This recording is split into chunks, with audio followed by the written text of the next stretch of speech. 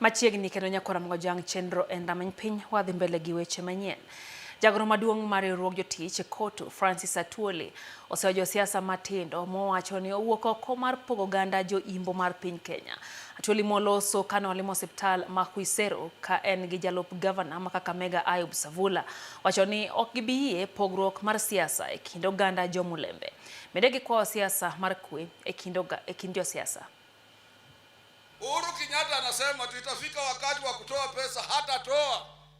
Alituambia kwa Azimio atatupatia pesa ya agents 400 million. Hakupeana, akawacha Raila kwa njia.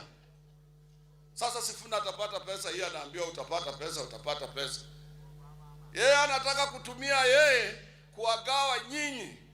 Na ninaomba watu wa jamii ya Kibaluya ambao ni watu wa jamii yake, muwe bold, msiwe kama viongozi wale naojua hawaoni mbele. A whole retired president Uhuru Kenyatta ati unapanga hapa upinzani ati waende seminar watafute kiongozi mmoja ya kutoa William Ruto kwa kiti. Hiyo ni ngumu. Lete Matiang'i tutafagia, lete Gachagua tutafagia, lete Kalonzo tutafagia.